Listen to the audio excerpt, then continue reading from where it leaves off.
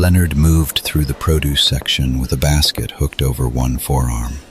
The early evening light angled through the store's front windows, catching dust motes that drifted slow and aimless above the displays.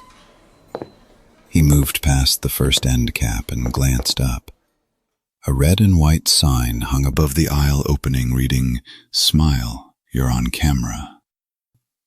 The stock photo grin beside it was too big, teeth too white, eyes too bright. Larry smiled at it without thinking. The security dome above the sign caught his reflection in its curved black glass. The dome caught him mid-smile. He almost didn't recognize it. The expression was right, the shape was right, but something behind it wasn't. It was like the smile belonged to his face the way a coat belongs to a hook. Present. Hanging. Not alive. Excuse me. A cart bumped lightly into his hip as a woman cut around him, already halfway past. Sorry, she said without looking back. He blinked. The reflection shifted. Just glass. Just his face. No problem, he shot back without thinking, stepping aside. He adjusted the basket on his arm and turned into the produce aisle, reaching for tomatoes without really looking. The basket filled as he moved, automatic choices, practiced routes. From the next aisle over, a raised voice cut through the store. Jesus Christ, Samantha! Would you fucking pay attention? Larry stopped mid-reach for a box of pasta, setting it back on the shelf before moving to the end of the aisle for a clear view. A man in his 30s stood over two kids, face flushed, jaw tight. A girl, maybe 8, had knocked something off a shelf. A younger boy hovered behind her, already folding in on himself. His hand closed around her arm. Her lips trembled. I swear to God, if you don't start listening... The boy started crying. Leonard stepped to the mouth of the cereal aisle and stopped. He stood where the two aisles met, facing them, basket still hooked over his arm. The grip tightened. What the fuck do you want? He snapped. Nothing. Just making sure everything's okay, he said pleasantly. He scoffed. The girl was yanked closer, hard enough that she stumbled. Mind your own fucking business, you scumbag. The aisle went still.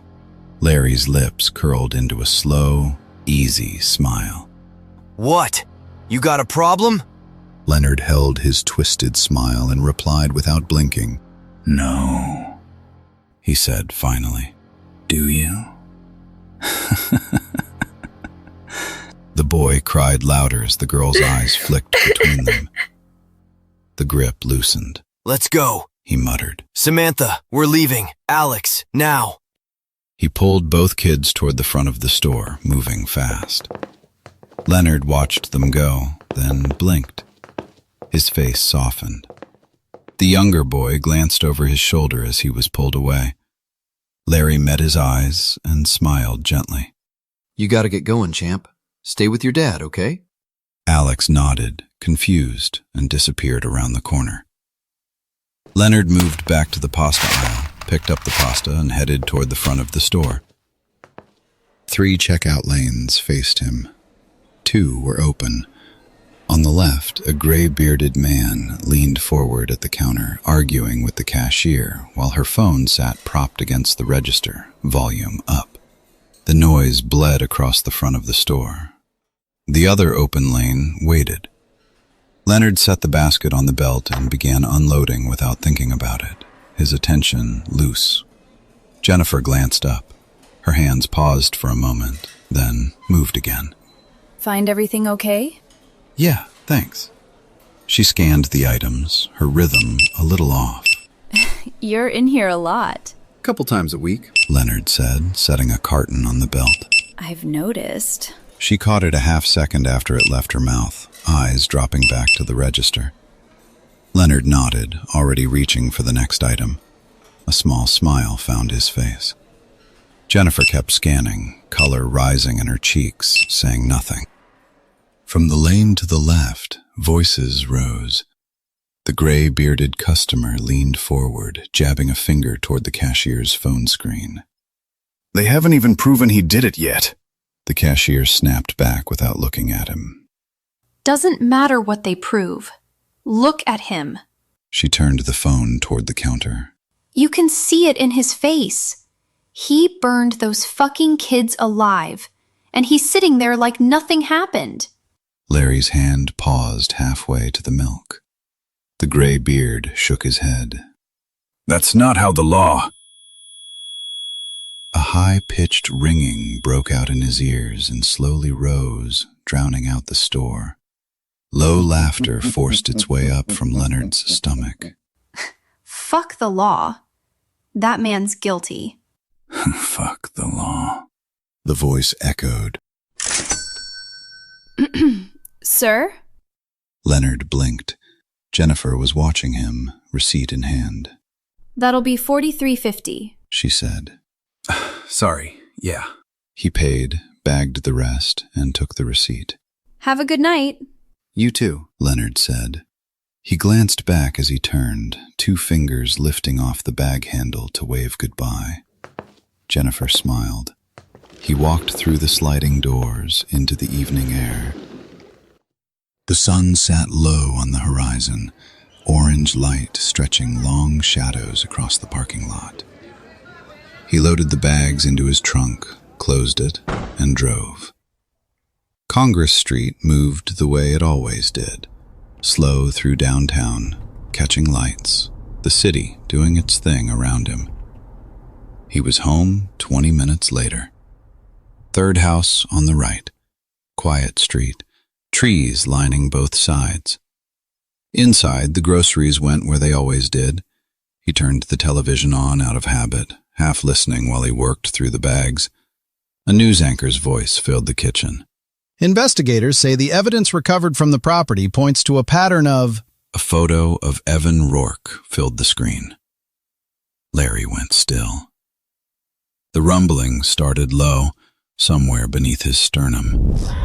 He picked up the remote and turned it off. The kitchen went quiet. "We're running late," he said. He checked the microwave clock.